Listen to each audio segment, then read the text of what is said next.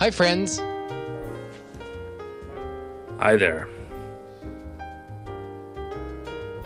You guys ready to get weird? Oh, Let's. always. All right. Let me make sure we've got the butt on. Sometimes I forget the butt. And it's like, how?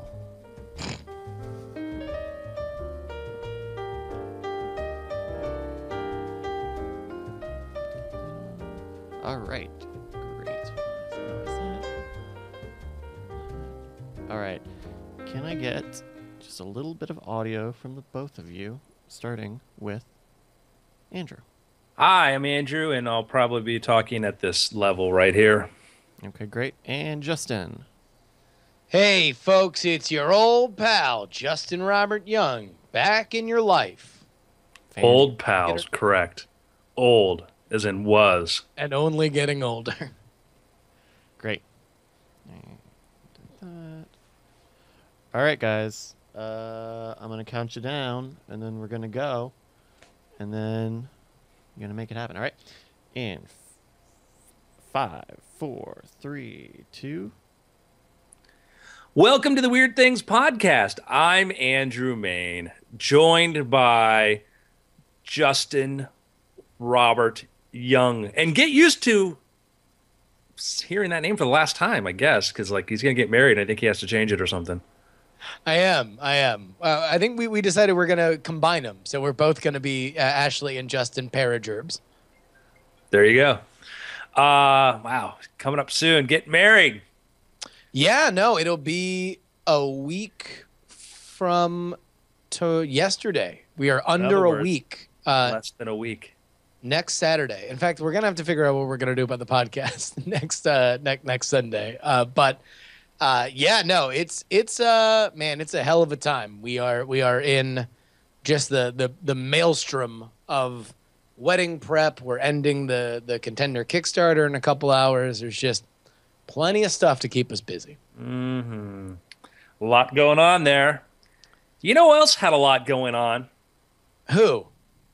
I was going to say ancient peoples, and I realized somebody's missing here, but anyhow, I'll move right along. Sure. Brian, of course, with us in spirit, as well as over the Pacific Ocean, flying back from, I think, Taipei as we speak. Except we don't believe in spirits, so, it's, I think maybe in Carthay, actually, he's flying back from. Could be Siam.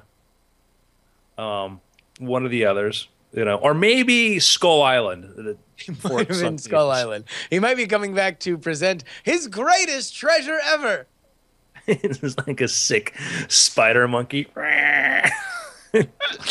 Oh, but they told me, he's a rare breed. He's hairless. It's Brian because it fell out. Yeah. Oh. Anyhow, that's how we found Chad Johnson. One of the interesting developments in the development of human history is agriculture. Yeah. And the prevailing theory is that we didn't get towns until you had agriculture. You had agriculture and people were stationary. They're in one place. And instead of horticulture, you sort of, gather as can get, with agriculture, you're fixed in one place. You have these farms and maybe you start to build some cities and things to sort of, support yourself. But that's been challenged. There is one of the most interesting discoveries is in Turkey, which is a thing we've talked about before, and I can never kind of pronounce it right, but Göbekli Tepe or Göbekli Tepe, which is this. Sounds legit. Yeah, it's this If you type in Gobekli space Tepe, you find out about this amazing collection of ruins on a mountain range in the southeastern Anatolia region of Turkey, which we keep pushing back the date, and we start to have a better idea when this thing formed and when it started to come together. And this thing goes back what we would call the BCE era, go back 9,000 years, which means these things are like 11,000 years old. And there are parts of it we haven't even explored yet. An 11,000-year-old civilization with very complex architecture in the sense that they were moving 20-ton stones. They were building things that were stones may have been 50 tons. We hadn't seen anything like this for another 5 or 6,000 years or 7,000 years. Okay. So that Yeah. is an incredible sort of development in the history of human civilization. I've been listening to an audiobook, which maybe I'll talk about at the end, which starts basically with, Babylon and the Egyptians and, the Tigris Euphrates civilizations and that. This is something that predates those by about 6 or 7,000 years. Okay. Kind of incredible. That's insane. And it's something that always consistently fascinates me about history. And just how little we really know. Mm-hmm. Like how easy it is for entire civilizations to just kind of get to not make the final cut of what we think to be modern history.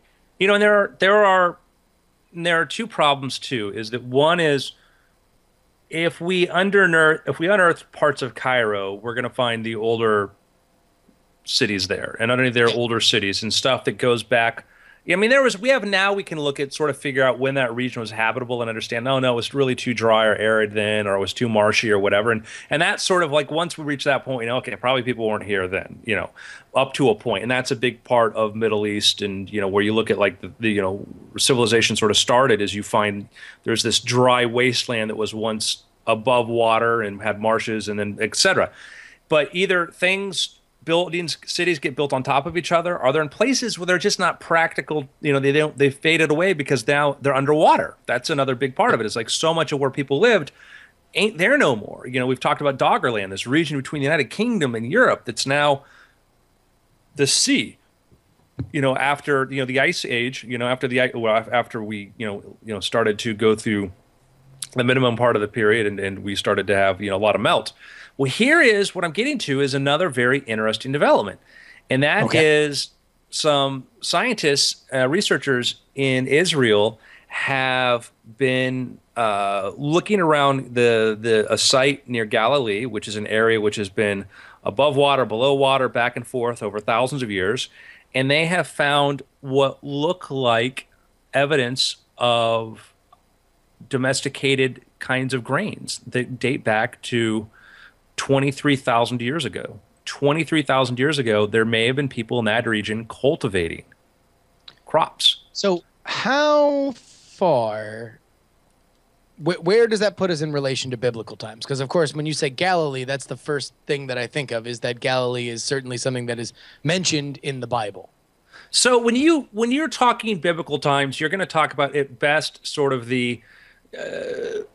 some of the Semites and the ancient Egyptians and some of the regions from which these stories came from are going to go back 3,000 years or so BC, maybe 5,000 years ago, maybe 6,000 years ago. Yeah. This is talking about 17,000 years before then. This is when the Earth was still pretty much gripped in an ice age with continents all the way reaching down across Europe, which also meant, though, that the coastal lines were very different. Areas that are presently underwater were not, because a lot of that water was locked up into the ice caps, in the big, thick ice caps that just covered North America and Europe, etc., which had a very, very different coastline. As we've talked before, Doggerland, which was up to about 6,000 or 7,000 years ago, was a marsh and then dry land between Europe and the UK. Now, it's changed, but 20,000 years ago, very, very different. So they're looking in places that just, would have been way above ground. And now to think that you could have had 23,000 years ago, let's just call it 25, saying they spent some time developing. 25,000 years ago, you could have had farming cities, farming communities. And this isn't some fringy sort of theory now. I mean, this is not, and then I'm going to tell you about the aliens. We're finding grains, we're using, the latest technology we have for trying to understand agriculture, development of human cultivation, et cetera. We're finding evidence in almost 25,000 years ago that people may have been cultivating, which is, like it says, it's pushes back over 10,000 years. And so this area was occupied during the last glacial maximum around 18,000 to 21,000 years ago. They found 140 plant species and evidence of food preparation involving the grinding of wheat and barley. They said they found 13 well-known current weeds mixed with numerous seeds of wild emmer, barley, and oat. And so, this is evidence that it was a human disturbed environment that people went through there and they cultivated this and they farmed it. Um, which could be, there's different kinds of farming too. There's when you start digging, one of the things that made, farming very common, capable in parts of the Middle East was the idea of, oh, let's take this water here and we're going to do irrigation and we're going to move the water from a place it doesn't normally go, which is just a crazy sort of idea, but that made massive farming popular. But anyhow, 23,000 years ago, we kind of imagined people were living in caves, Yeah. hunting cave bear. There were still mammoths walking across the tundra. There were probably Neanderthals still living in small pockets of places, probably still, I think maybe Gibraltar, maybe around the Arctic Circle or, where there was still land there.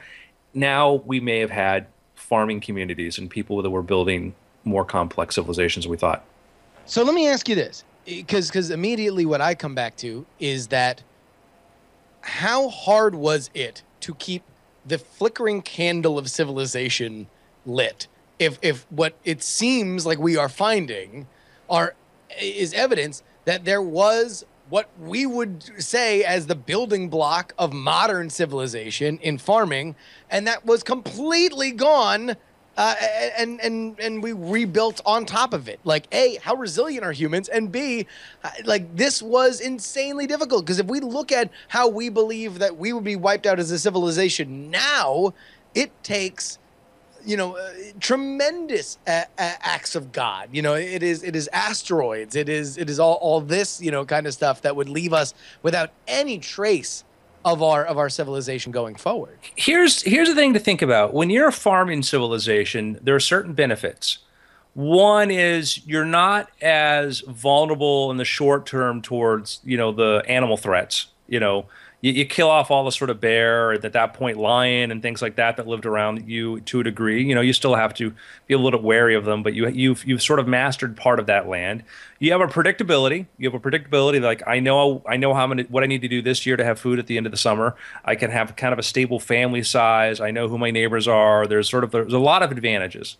The disadvantages happen, particularly when you talk about a civilization built in a period when you had, during the Ice Age and things start to melt, is that you can get climactic upheavals. You might have 200 or 300 years of just wonderful, wonderful weather, then all of a sudden everything gets worse. If you remember, the Vikings made it all the way to Newfoundland. The Vikings settled Greenland. The Vikings were cultivating. The Vikings were bringing back, logs, materials, things like that. We now have genetic evidence they're actually bringing back people. There are people who have in Iceland who have genetic ancestry to Native Americans. There was this growing, economy. There was this growing sort of trade back and forth between Europe and America 400, 500 years before Columbus showed up on America. And then the weather got bad. The weather got really cold. It got really, really bad. And the Vikings were like, you know what? Not worth it. We're going to go elsewhere. And so they stopped that and they went home. And think about when you're cultivating and you've got a couple hundred years of really good weather. This is great. Then all of a sudden you get a massive drought, you get a flood, or you get one of these other things that wipes away everything. You're not prepared for this. The guys who are maybe herders or just chasing after herds out in the woods or nomadic and keep moving on, they're like, yeah, that sucks. All right, let's go. Totally different. And they're prepared for that, where the people, the farmers weren't.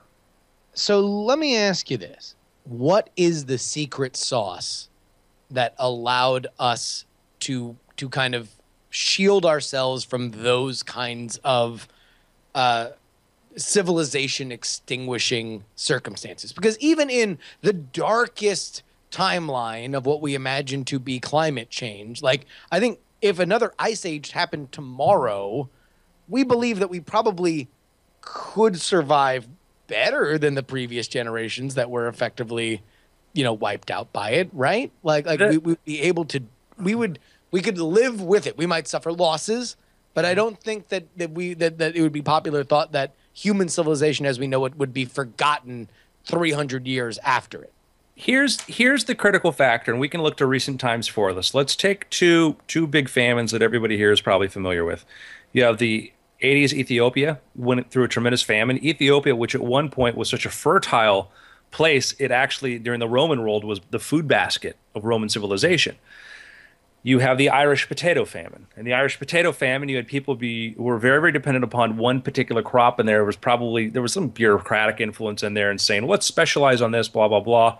When that struck Ireland, many, many Irish people, millions of Irish people, or hundreds of thousands of Irish people, were able to get on boats and leave and come here and go elsewhere. And so Irish civilization was able to continue on, and they still had, being part of a bigger power or being, social, that could trade and could do things to sort of help them to some extent, where had it been a few hundred years more earlier, they would have been more isolated, and that group could have been wiped out, which we've seen other civilizations reach decline. If you look at the population levels of America pre-Columbian, you would see there were sharp declines and drop-offs in civilizations that were just given up entirely. We find them buried in jungles because something collapsed, and either they moved on or they had no place else to go and they thinned out. So that's what happened in Ireland. In Ethiopia, you had a massive aid effort on behalf of the West to try to feed these people and help them through this period and reach some sort of, to a point when their farming abilities were going to recover to where they were before, and they're able to sustain themselves. But that was part of being a bigger community, is what helped. Trade, commerce, exchange of ideas, and the ability to, move, displace yourselves was significant. So has transcontinental affordable travel, affordable on, a scale that it's not something that only the mega rich can do, and the internet, have they done more to safeguard human civilization? Because if we have, I guess it was, you could eliminate a civilization with a regional act of God. Now it would take a global act of God, like the earth coming apart, for all of human civilization to just kind of be forgotten in the ether. If we were to have like an asteroid or comet strike us that was one of these cause immediate, tremendous climactic disruption, shut down the greenhouse effect and prevent crops from growing. And by the way, like all of the major, extinctions haven't happened from too much heat. It's been from too little heat, because things didn't have enough sunlight to grow. Just a thing to think about, what's your worst scenario? It's like nothing growing. Yeah. I mean, I certainly am preparing for things like the internet might be helpful, but, when you want to talk about what are really useful ideas, one is crop rotation. Another is fertilizer, understanding that you can take semi-okay soil, but then we can take nitrogen and we can take the Haber-Bosch process, and we can make these plants grow much faster, much more hardy. And so there's certain agricultural developments. There's certain kinds of grains that we have now been able to engineer and cultivate that are going to would help us regain. Concepts like from moving things from one point to another, the cargo container, the thing you see on the back of trucks loaded onto ships, on trains, is a significant idea, because it means that I take this thing in one location, I put a bunch of stuff in there, I seal it shut, and then it's probably going to get where it's supposed to go, unless it's lost or really evil people break into it. The amount of stuff that was lost through the stevedores and whatever back in the day, you assumed that whatever you shipped, people were going to steal 30% of it or more, and that made it very, very hard and very expensive to try to transport things like food. Food is not a very high yield, when it comes to price, to ship a cargo container of food from one part of the planet to another. If you have so much theft involved and you have to deal with all these other things, it takes forever. It's not effective, and it's not an effective way to feed yourself. It is now. Dude, so stick that up your skirt, Mother Nature. We ain't going nowhere. We figured out we're onto your game. I'm not saying that. I'm saying the things that are going to be the most important, though, are going to be some of the concepts that we had to learn. I'm taking big shots at Mother Nature right now. But you want to know what? You can help support my reckless fist waving toward the fabric of nature itself. If you go to patreon.com/weirdthings, we are rocking and rolling with 456 patrons. Thank you guys so much for supporting the show. If you'd like to do it, head on over there right now, patreon.com/weirdthings. It means the world to us. Hell yeah. And we'll put the link up there so you guys can read about this agriculture development. And it's as you mentioned before, what's lost, we may never know. There are we look at the the evolution of the written language and how that where that stemmed from, and we have a rough idea of how it began, and we still use letters today. By the way, our alphabet, which was essentially, we took some Phoenician stuff, turned it sideways, whatever. Our alphabet and a lot of the letters are some of the earliest characters, phonetic characters ever invented. They stayed around, and some of the people that use them to say things, we have no idea what they were saying, but those characters have had an enduring, lasting value. That was an incredible piece of technology that, you look at in the last couple thousand years from the Greeks to us, that concept of how to use letters to communicate thoughts and ideas hasn't evolved that much, has not evolved that much at all. You can read Aristotle pretty clearly and understand what was going on in this guy's head, because once that evolved, that became the format in which we use today. So, but what we don't know is, did somebody 25,000 years ago have a similar thing? Were there people making, their in writing? And what we lost so much of was there is a period of Egyptian history that we lost out on because the papyrus they wrote on is all gone. It's completely gone. And so do you think that's part of the ancestral roots of some of these kind of like ancient alien unknown force built the pyramids kind of stuff, that is just always going to be rooted in our version of civilization because there were things that came before and maybe at some point we've always known it, we just have no proof of it, and there's no way, except for now as we start to dig up fragments of what used to be. We have, yeah. I mean, there's in a comment somebody says, "What about the Russian totem that has been dated 11,000 years old and contains an unknown language?" And we don't know if we can't read it. We don't know if it's a language or if it's a simple pictographic representation of what a census or something. There is a world of difference between, hey, you know what, Justin kind of looks like an owl, so I'm going to give him the owl symbol. Brian, who's not here, his hair is like fire. He'll be fire. So, how many people live in your village? Well, let me see. Well, there's owl. There's fire. There's this. And if I put these things in a row, you're like, wow, that's language. My other brother, it's Daryl. just me keeping track of stuff. There's a lot of leaps you have. And the first way that the way we understand that written language sort of evolved from was, if I wanted to keep track of how many, cattle I had, I'd actually have little clay symbols, little clay cattle made. And so if I had 20 heads of cattle, I have 20 heads of cattle. If I needed to send this or document this, I'd wrap it in a piece of parchment and seal it shut. Andrew has 20 pieces of cattle, which I'm going to sell to Justin or whatever. But to keep you from having to open it or whatever, somebody would say, oh, you know what I can do is I can just scribe on the surface what one of those tablets looks like. So now we see, 20 cattle written on there. And then somebody said at some point, we could use that, paraphrase here, but we could use that C for cattle and use that sound to make another word, and then written language evolves. But those things could have happened before, and who knows? But we don't know what we've lost. We could have had an ancient Greek level civilization 20,000 years ago with incredible thoughts and ideas, writing it on some form of media that just didn't last. That's insane. I mean, and it's one of those elements that always just kind of makes me almost more optimistic and happy about whatever the human race is that we're just like, we are the, if at first you don't succeed, try again species, on the little planet that could. It makes me so happy. Absolutely. And that's, you start to understand why Elon Musk is so excited about Mars. If we had a sustaining civilization on Mars, it means when you look at the 100,000-year history of our civilization, I have hand axes and stones behind me that are, one's like 200,000 years old. It's a Neanderthal. I have another one that's a human one that's like 30 or 40,000 years old. Somebody 30,000 years ago held on to this, and this was the highest point of technology. This was it.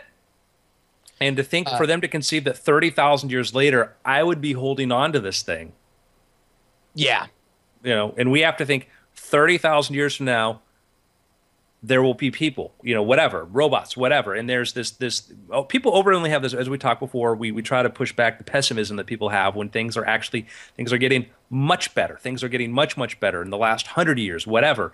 And, it's a hard argument to try to make for people when they don't want to look at the data. They just sort of want to apply their own sort of personal outlook. But there will be people around. Also, it's like, To me, that's the greatest sign that we're doing great, is that we got time to look back on things and feel bad about them. Yeah. Like super oppressed. We are just trying to get by and live. Civilizations don't really have time for navel gazing pessimism. It's generally more survival and focusing on a better day than a bunch of hand wringing on whether or not we're better now than we were 4 years ago.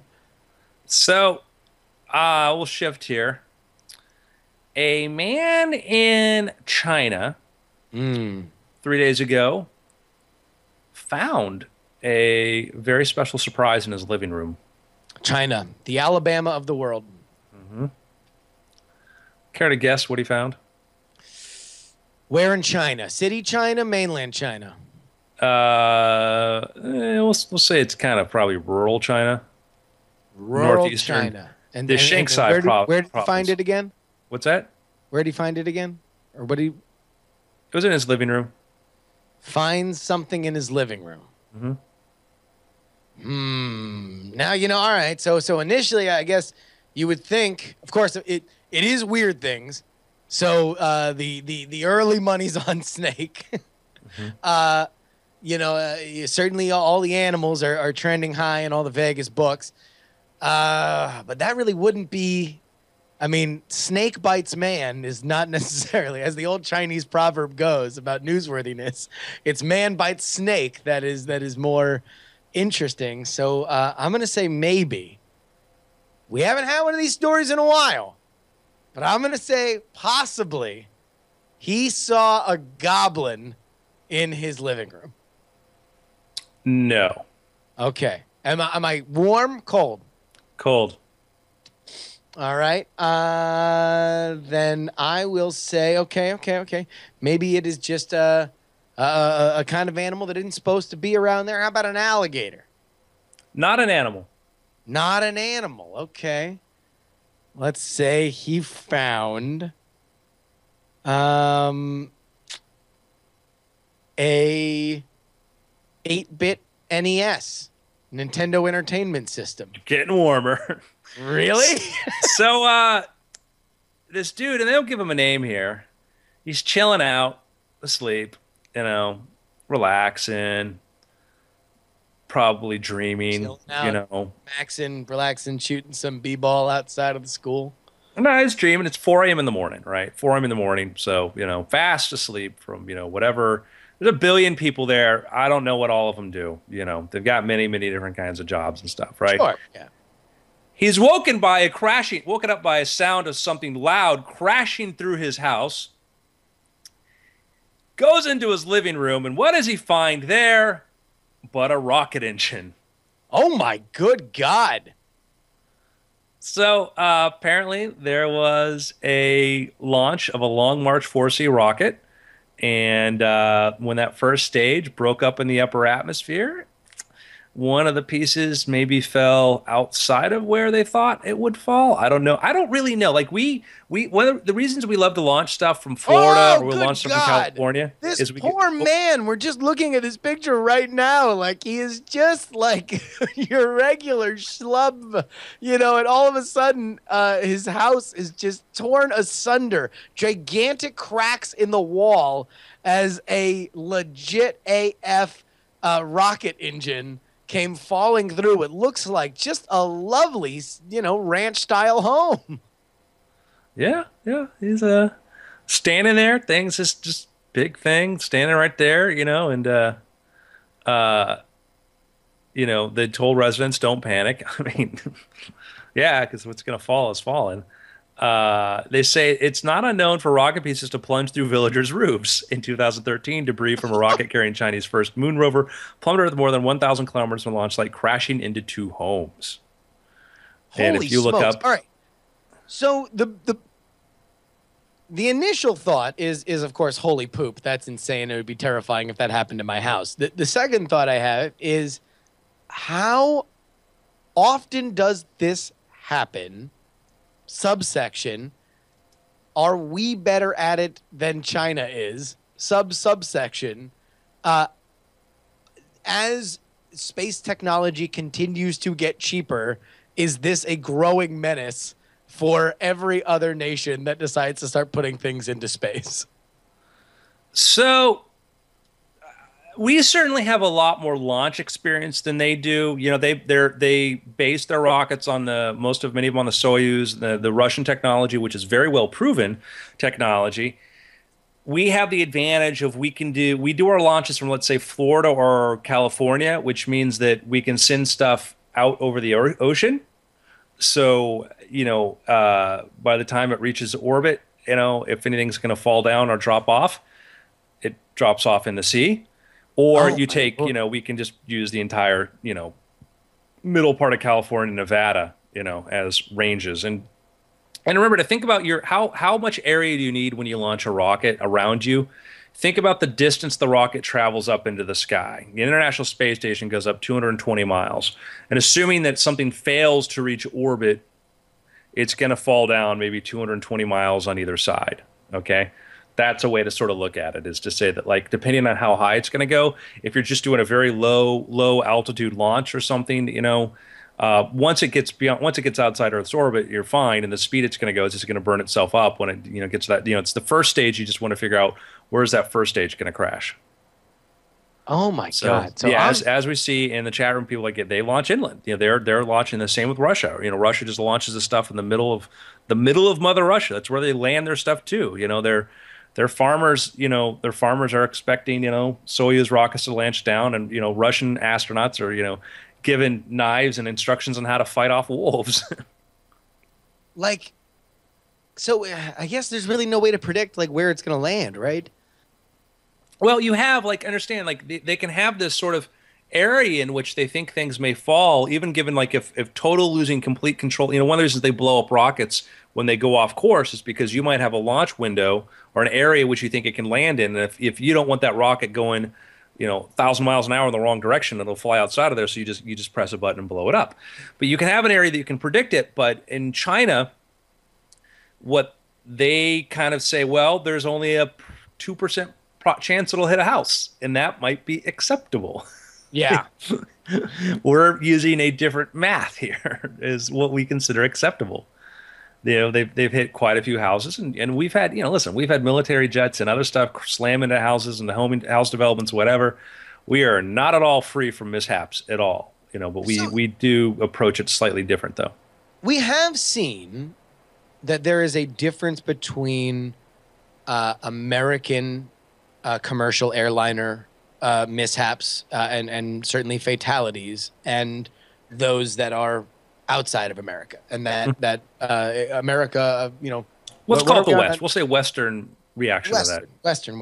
So, I mean, and America specifically has, knock on wood, a pretty mighty streak going for just total commercial airline fatalities, right? Like it's been a little bit since a plane has just kind of gone down for safety. Yeah, we commuter stuff, like smaller commuter planes, but as far as the larger, like your 747s and Airbuses and stuff like that, it's so far, we've had a really good period, a really good record of safety.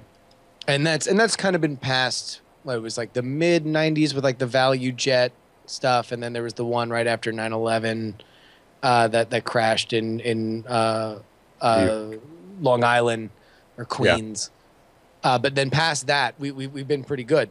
We have seen a lot of it outside of the West that has gone down. I say all this to bring upon the idea that, let's say, as this rocket revolution continues to happen with SpaceX and a lot of the other really smart companies that are trying to create commercially viable rockets, and that technology, as it does, continues to propagate itself throughout the world.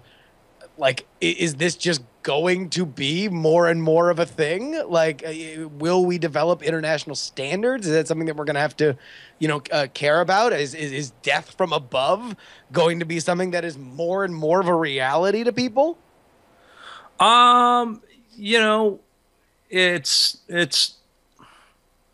hard. It's like you look at,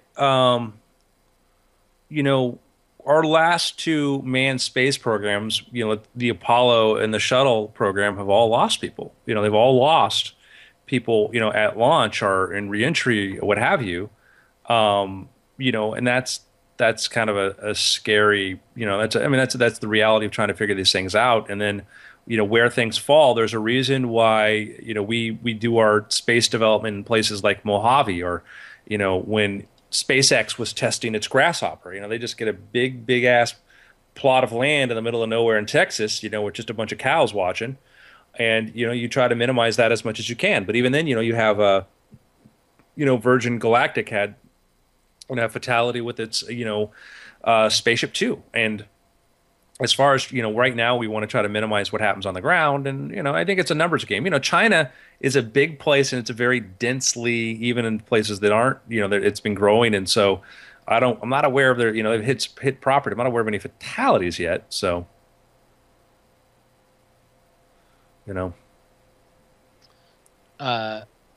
Man, insane.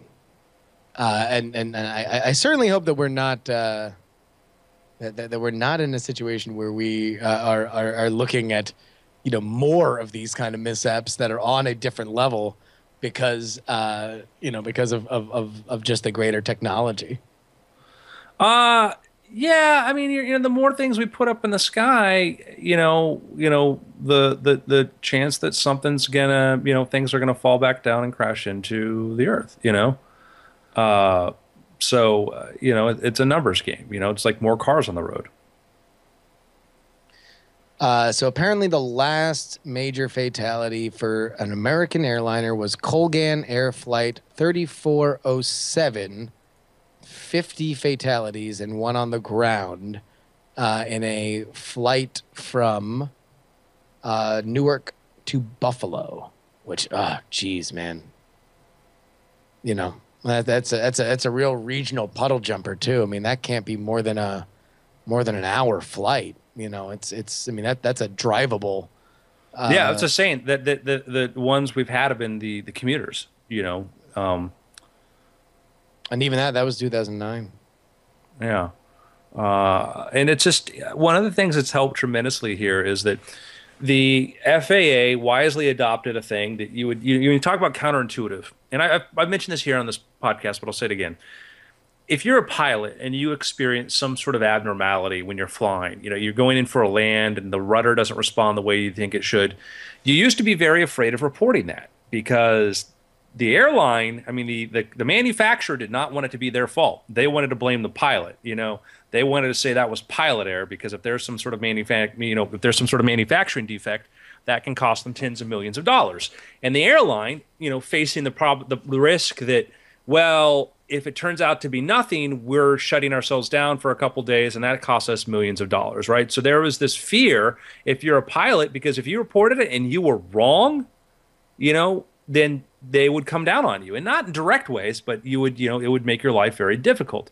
And what this did is it was a discouragement to report problems because, yeah, maybe 9 out of 10 of those things that people respond might be pilot error. They made a mistake when they were trying to land as far as what they thought, the equipment response or taking off. But 1 out of 10 of those might have been a real problem that we never heard about. FAA came up with a program and said, you know what? Let's let pilots anonymously report these things.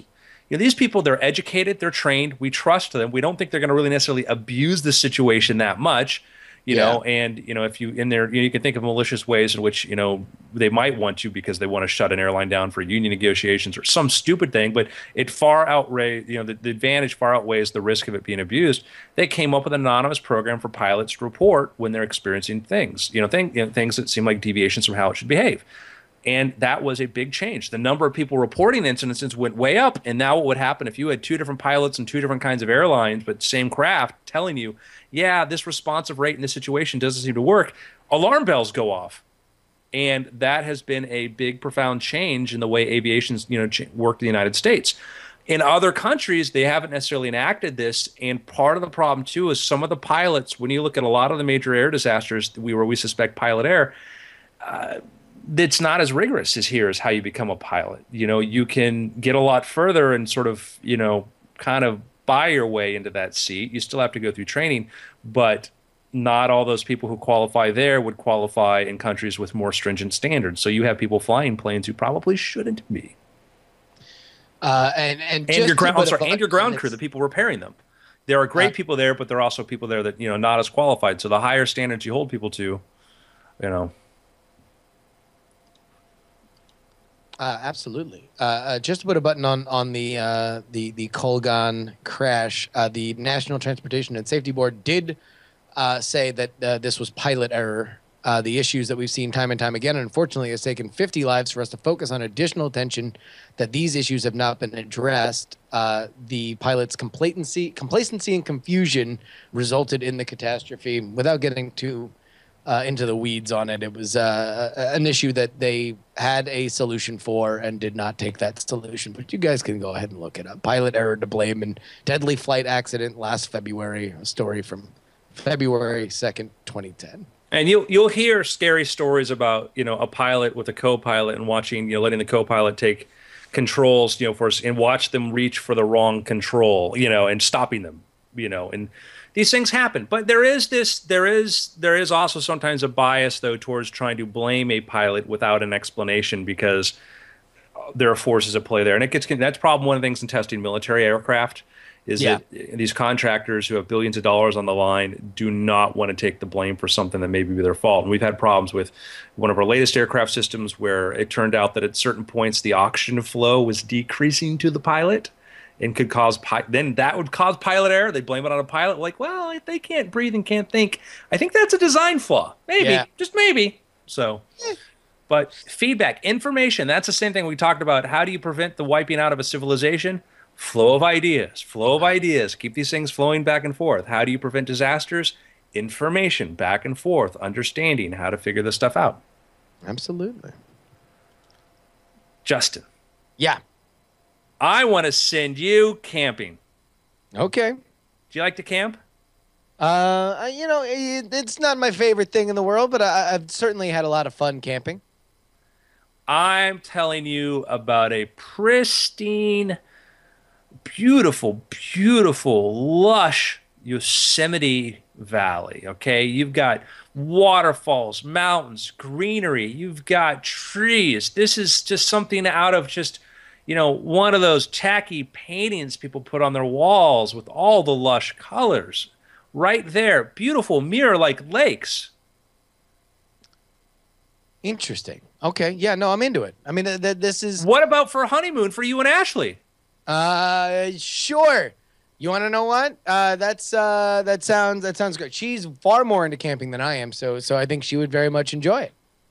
So here's what I want you to imagine. You step outside your tent. You look at the majesty of nature, these mountains thrust up through the earth like the molars of giants. These trees growing proud and tall, stretching towards the sun. Your neck aches just trying to arch your head back to look up to the top of them. The wind blows down in, cool wind, warm air, breezes drifting across the grasslands, the scent of pine. Man, maybe you know, Edith Thoreau, this is great. All in? You all in? Oh man, you totally flipped me, man. I was all about you know, ordering in restaurants and sitting in my hotel room, seeing if I can dial up the free Wi-Fi and watch Daredevil, and now you are selling me on living the natural life. I'm tired of all these mortal distractions. Let's get back to nature. So you and Ashley, you cuddle around a fire, you make a campfire, some logs, you're burning the fire, and there it is, it's crackling. Yeah. And you know that smell of wood burning? Can you smell that, right? Oh, it gets in your hair. You wake up, you smell it again. It's the best. Some s'mores melting over vegan chocolate and graham crackers, you know, so you can both enjoy them. I'm almost, yeah, we'll figure it out. We can do it, yeah. You've got your stick with your wiener roasting. She's got her, you know, vegan tofu. Vegan sausage. No, that's a thing. There's plenty of it. Smelling. You smell that?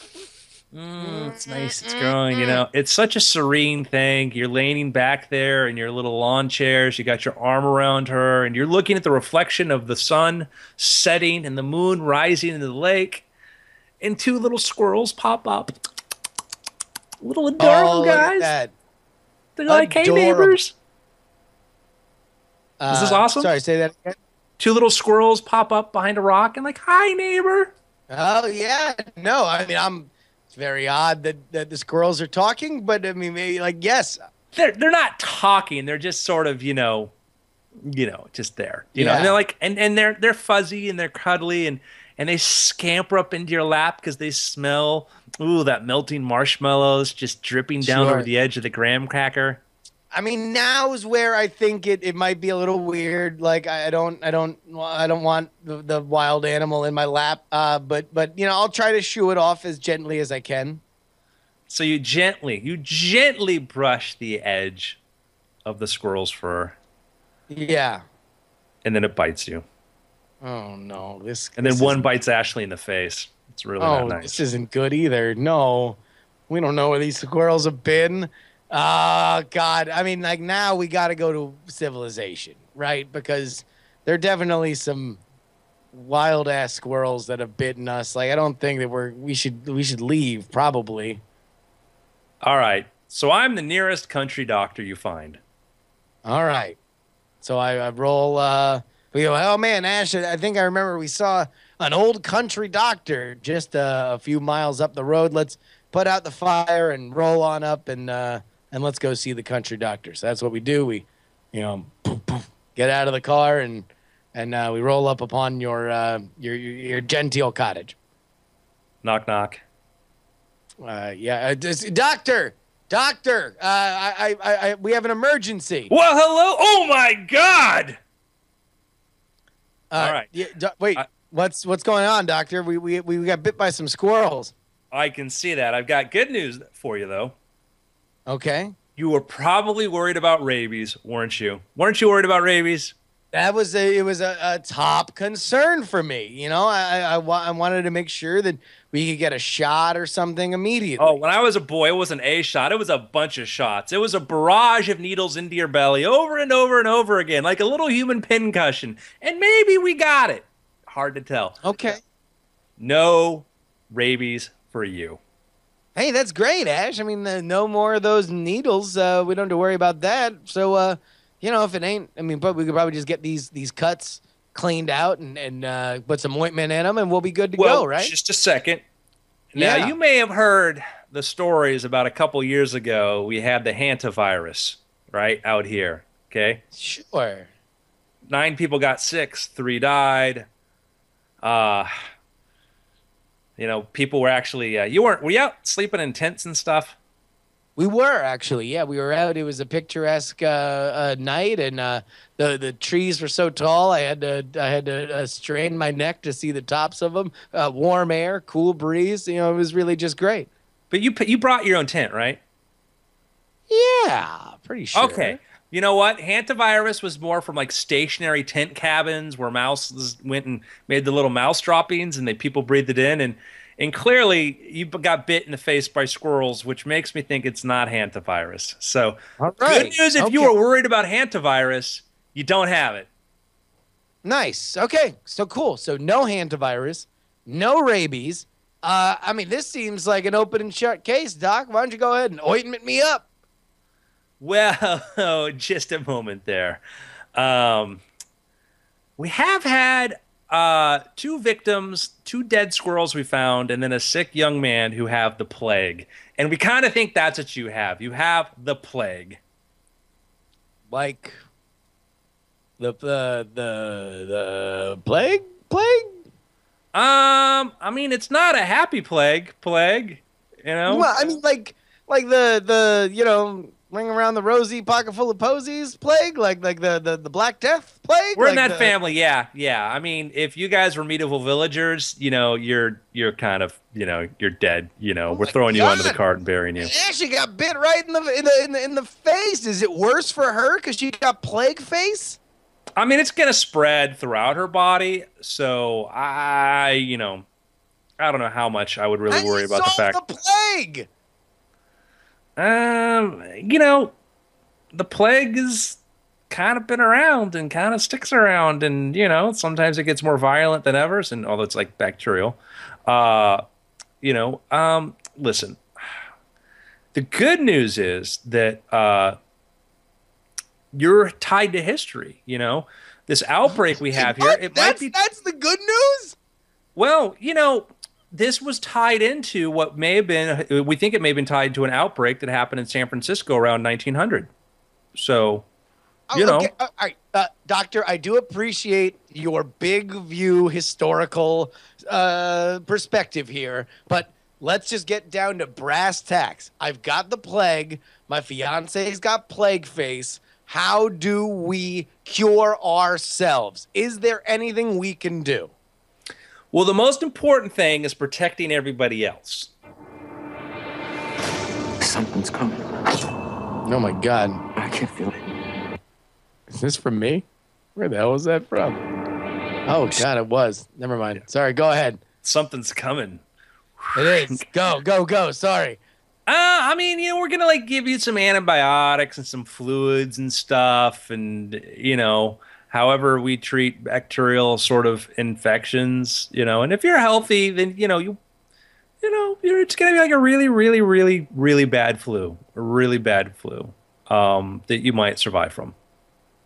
So there is no way, like we are literally just gonna try and ride this one out. There's no shots. There's no antibodies. There's no. No, I mean, there's. We're gonna give you like antibiotics and stuff. Like it's a bacterial thing, so we're gonna try to put that. It just depends on how the ability for it to kill it off and how strong you are and your own body's immune response to it. Oh God! All right, this is the worst. This is the worst. This is why I never go camping. Now we're on our deathbed, waiting for old Wikipedia, the country doctor, to tell us about where our place in history is as we slowly waste away. Which do you want, pneumonic or bubonic? You choose. Oh man, which one's better? Do you want a bloody cough or painfully swollen lymph nodes? I mean, probably the bloody cough. I don't know if you chose wisely there because you're going to lose a lot of fluids really quick. But like we got fluids. We got fluids to beat the band. We're a modern civilization. Yeah, we your lungs, we got you may never be the same again. No. We got IVs. It's interesting how you went for sort of vanity. You wanted to look good on the outside, yet let your insides fall apart. I like. There's ways that we have dealt with coughs. I don't know about lymph nodes. This is why people think that these plagues can sometimes be delivered as the wrath of the gods, punishing us for our, hubris and vanity. Not helpful, Doctor. You are not being helpful. Like, this is the opposite of helpful. Also, why are you offering me, the choice of plagues? Like, I'm just saying, before the results come back, Hearthstone. We're gonna use the secret. What you focus on happens. Now, if we go to the National Park Service, NPS. Secret.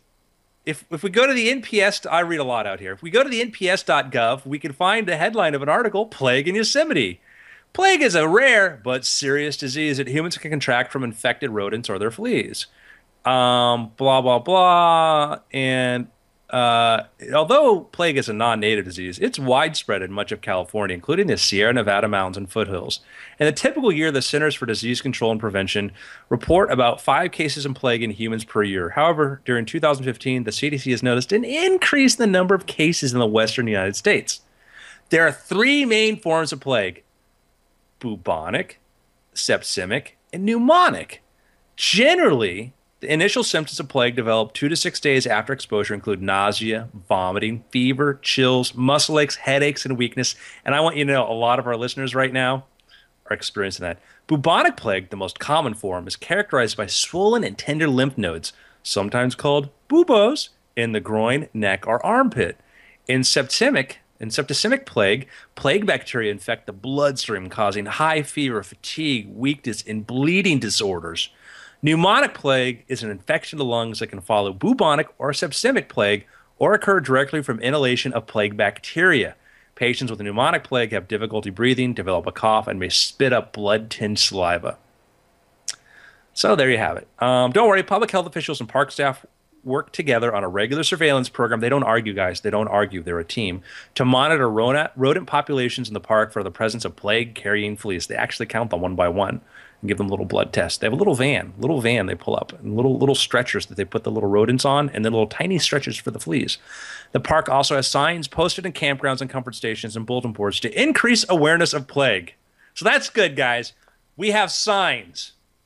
There are signs there to protect you. taking simple precautions such as never feeding animals, wearing insect repellent with 30% DEET or DEET, and avoiding pitching a tent or preparing food near rodent burrows can significantly reduce the risk of exposure, which means you have to get them down on your hands and knees to search for said burrows. But don't worry, just a detail. I'm never going camping. Well, again, their rodents could live in your house and give you stuff too.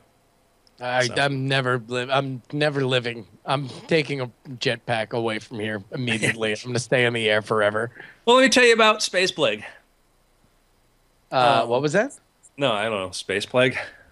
Space? No. How about this? How about we just go over our picks for this week? All right. Do you want to go first? Do you have a pick? Yes. I think I already did this, but I'm going to do it again because I finished it and I liked it. It is a book called The Bushes. It is about the Bush dynasty, as in George and Jeb. We have one of them running for president. It is a fascinating book. It's a little dated in that it was published while George W. Bush was running for re-election. So it does not have what I think would be a very interesting chapter on George W. and George H.W. Looking at their legacy toward the second half of his presidency.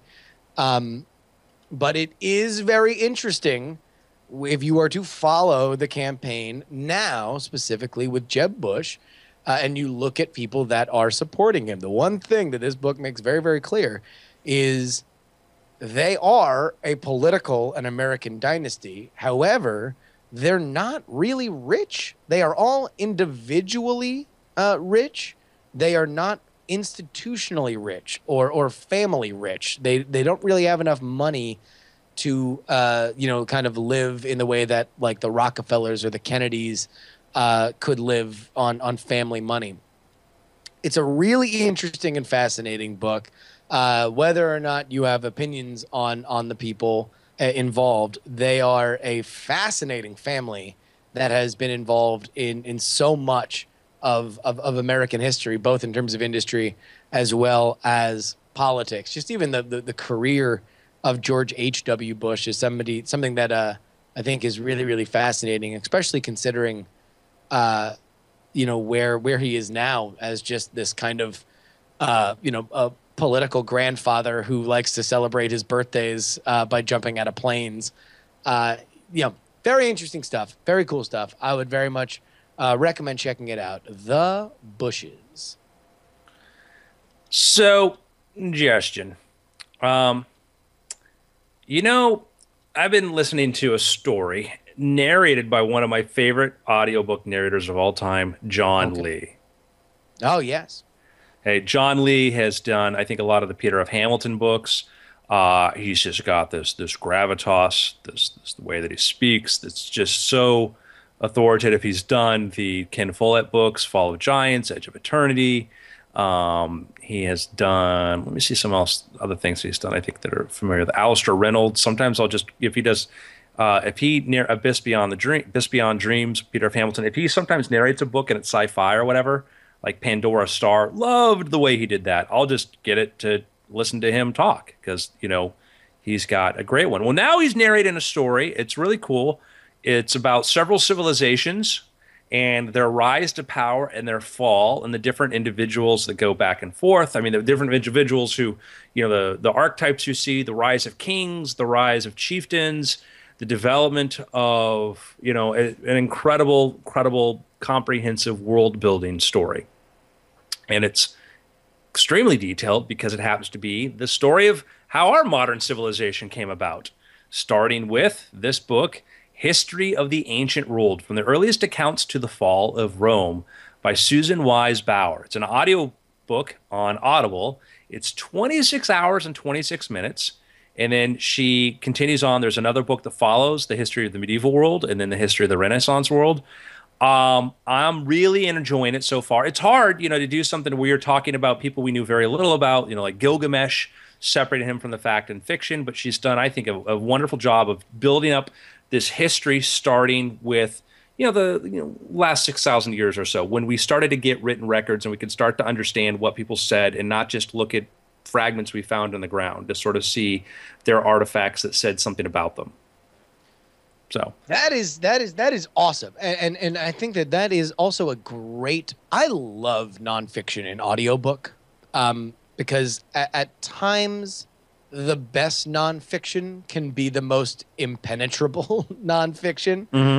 It takes a real talent in general to bring history alive, especially ancient history, when there's not a whole lot of the sexy pulls into our modern civilization for us to really keep us invested. But I had a hard time reading even a lot of the who's the dude who wrote 1776 that's made David such McCullough. Yeah, McCullough. Like even McCullough books, and he does a great job. I found hard to read in print, and I found so much easier to listen to in audiobook. So I highly recommend, especially with someone like John Lee at the helm. That is a dream team, baby. I went into it because I was listening to I have this fascination with like turn of the century self-help sort of things to look at like what were people focused on in that period. It's interesting to read what's the high literature, then what's the literature that everybody was sort of reading. I was listening to Richest Man in Babylon in audiobook form, which is these parables set place in Babylon about building wealth, etc. And I'm getting like, man, like, the description of Babylon's kind of cool. There's a preface to it, and they kind of describe what they knew about Babylon. This book was written in 1926, or the pamphlets were written in the early 1920s. And I'm thinking, hey, you know what? We probably know a little bit more about Babylon now, almost 100 years later. So I started looking for an audiobook, and I found this, and enjoy it. And let me give you the description. This is the first volume in a bold new series that tells the stories of all peoples, connecting historical events from Europe to the Middle East to the far coast of China, while still giving weight to the characteristics of each country. Susan Wise Bauer provides both sweeping scope and vivid attention to the individual lives that give flesh to the abstract assertions about human history. This narrative history employs the methods of history from beneath, literature, epic traditions, private letters, and accounts to connect kings and leaders with the lives of those they ruled. So awesome. And it was just it was just out in 2013. That's so dope. Yeah. So if you're feeling a little bit dumb about history and you want a little recap, check it out. And it's amazing because like one of the things that you see, a lot's changed since I was in school, or even you were in school, with what we've discovered about the geological record and understanding, looking what was the environment. We think of things as being very static, but ancient Egypt didn't look like modern Egypt. No. Ethiopia today did not look like Ethiopia 3,000 years ago. These things have changed considerably, even within the period of time, even hundreds of years, that we're accustomed to people writing about and describing. And so it's helpful. So awesome. That's a great pick. And of course, all of our picks, we go from us to you. And I'm sure Brian would pick. What's the thing that Brian's picked a million times? Neshcom. Aurora? He's been on Aurora a lot lately. Yeah. Kim Stanley Robinson's Aurora is Brian's pick for the third week in a row. Yeah. It's been weird. Good show, guys. Are you ready to do some after things after a break? Show me what you got. Yeah.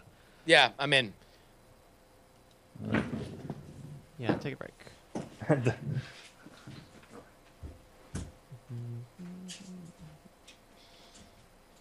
Ah, dang it. I didn't reset Showbot before the show.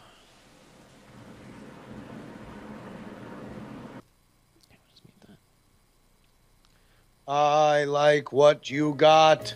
Good job. Oh, did you hear? Hold on. Let me see if I can.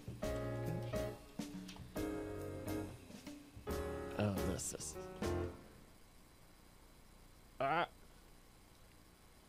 All right, Morty, let's do it. Why don't you find a button on one of those keyboards and lay down some kind of beat? Rick, I think we need to cut our losses. We get our family and Portal out of here. Morty, good music comes from people who are relaxed. Just hit a button, Morty. Give me a beat. Oh man, okay, all right. She's up all night to the sun. I'm up all night to get some. Oh, this isn't it. Oh no, YouTube, you let me down. We're up all night to the sun. We're up all night to get some. We're up all night for good fun. We're up all night to get swifty. Ah, shit.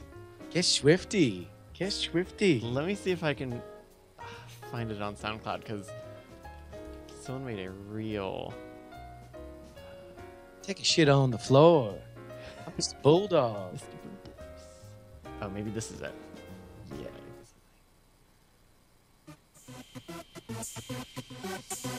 Oh yeah, you gotta get swifty. You gotta get swifty in here. It's time to get swifty. You gotta get swifty. Oh yeah. Take off your pants and your panties. Shit on the floor. Time to get swifty in here. Gotta shit on the floor. I'm Mr. Bulldogs. I'm Mr. Bulldogs. Take a shit on the floor, take off your panties and your pants. It's time to get swifty in here. Yeah. Well, isn't that special? Listen, man, I'm gonna say it's gonna be a point which you're gonna really appreciate some Rick and Morty, and I'm not gonna shove it down your throat. I'm not an evangelical on this like Brian is. Just saying, Brian is so obsessed at with times it is almost a middle finger to Doctor Who's storytelling. And if you have found yourself frustrated by the Stephen Moffat era of Doctor Who and Torchwood storytelling, you will hopefully appreciate it as I have appreciated it. I hear you. I'm working my way through The Flash right now. They had on iTunes for season 1 for $20. Oh, nice. And then I bought Gotham. They did the same thing, $20 for season 1 of Gotham. Yeah. By the way, I also, yeah, for people, I watched Rick and Morty out of order. Having watched the first 3 episodes, I would not have been a fan of Rick and Morty if I only watched the first 3 episodes. It was stuff after that, which I think really starts to spread its wings and be super fun. And that's where they start to like dial in what Rick's character should be. Well, I think the biggest thing that happens, and I don't want to get too much into it, but I think they tried in the first 3 episodes to dial up how irresponsible Rick was, and to think that he would be an irresponsible version of Doc Brown or the Doctor from Doctor Who, and then you kind of realize that there could be no more irresponsible people than those 2 characters, and so you could just kind of make them a meaner version of both of those, and that's really what where the story starts to sing. Yeah. All right, if we're ready for After Things, Ready. then take it away.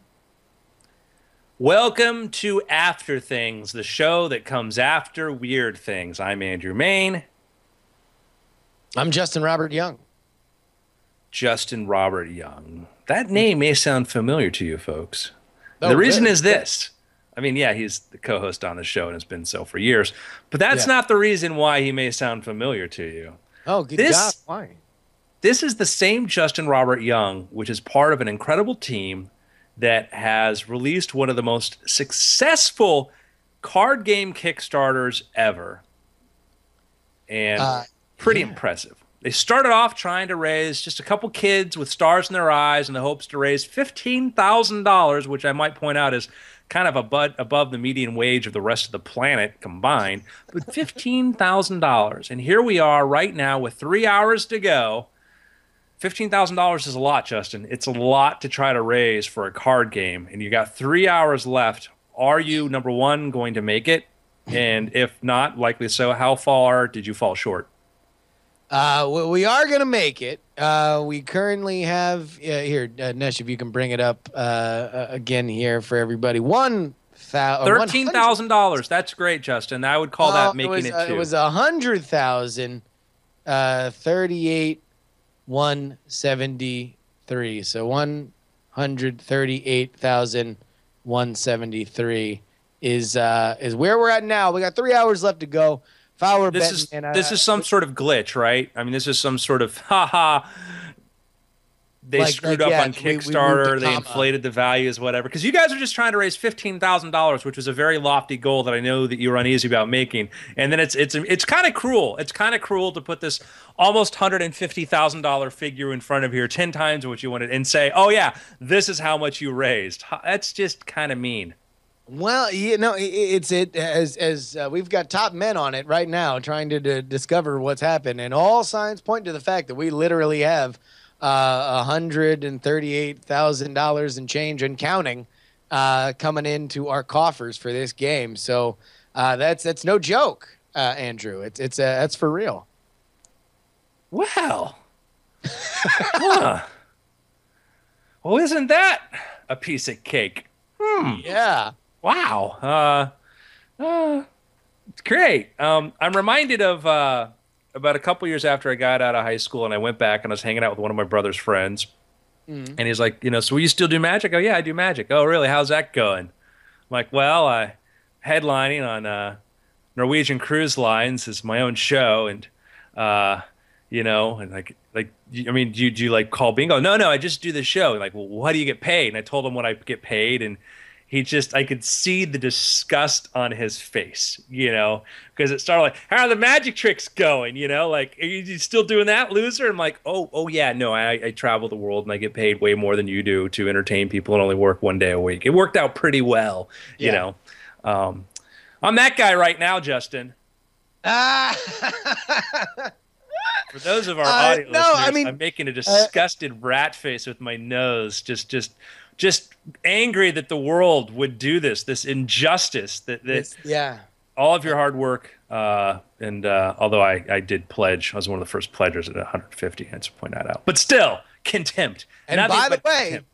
3 hours left. I mean, not at the point that anybody's listening to this on podcast, but anybody listening live, we have added a Scott Johnson original campaign poster to all the collector's levels. Nesh, can you bring that up again? See how many collector's levels we have left? Because we only had 100 of them. We got 19 left. If I were to say where that last little bit that's going to put us over 140 will come from, it will be from people in the next 3 hours getting in on that collector's edition. Because again, there's only going to be X amount of Scott Johnson prints. But yeah, I mean, it's. You know what I'm going to do with my poster when I get it, Justin? Do you want to know? What are you going to do? Probably hang it on my wall because I'm just very proud of you. You should. It's going to be a great poster. And then hire a monkey to throw things at it. This is going to be a really fun podcast to follow because there's a lot of this. This Kickstarter has been an amazing experience. And in many ways, I'm glad that it has come while I've been doing a lot of other things, because I think I've been able to keep it more in focus than I would have if it was the only thing that I was focusing on. I think I would have probably invested, I would have emotionally attached to it a little bit more than I did. Not to say that I wasn't watching it with bated breath, but just, in the real estate of my brain, it couldn't take up as much as it would have otherwise. But it just kind of, and it just started dawning on me about a week ago when we first started of, me being, running a small business with this. We've had to figure out tax-wise a few things. We're in the process of finalizing who's going to print it and They're stuff. on a collector's edition as we speak. What was that? A collector's edition. One of our listeners probably just snatched up a collector's edition. Only 18 left. 18 chances to be in that special exclusive private club where you get a poster to put on the wall and hire a monkey to fling things at it. Absolutely. In fact, maybe we'll call Scott and just watch him draw it live on the stream after we're done with After Things. It's there's a lot to it, as the great American troubadour Notorious B.I.G. Once told us that there are indeed mo money, mo problems, or was that P. Diddy? It's it's it's a great honor to be able to do it and to have people have faith in you. But it's certainly, now there's a lot, there's a lot that we have to do, and specifically within this next 5 days of the initial print run, and we've got some interest in people. I don't want to say stuff, but I mean, business partners. Number one, I'll tell you what. Here's a true fact: you have a famous, or you have a successful Kickstarter. People come out of the woodwork. Like, you have no idea. It is a daily occurrence that there are 3 or 4 people that want to be a part of what you are doing with a successful Kickstarter. Wherever there is publicly listed money, there are people who would like to have a part of it, man. It is crazy. Neshcom saying he still gets emails after his 1K Kickstarter. There's a whole cottage industry for it. Hey, kid, got a dream? So do I, and we can dream together. I'm just counting here. 1, 2, 3, 4, 5, 6, 7. I mean, you're easily like in the top 50 Kickstarters. Of card game ones. Card games were above 50. I believe we were 30 something. The last that somebody did a count on it, and also we are, I think, bar none.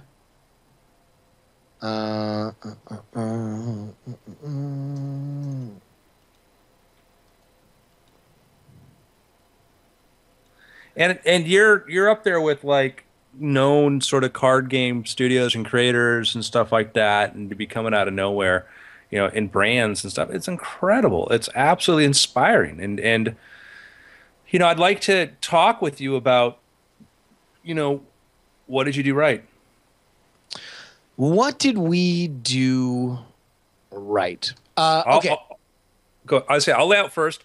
It's a quality product. I look at this. I see a finished product. I don't see a half-finished, unfinished thing. I see a finished thing that's not somebody wanting us to subsidize the hard work of getting it done. I'm looking at people who are saying, help us pay a printer to make these things and get them to you. And many Kickstarters make that mistake. They want to be paid a salary to do something they should have done on their own before they showed up on Kickstarter. Well, I mean, I think here's my all right, general lessons on everything internet, okay?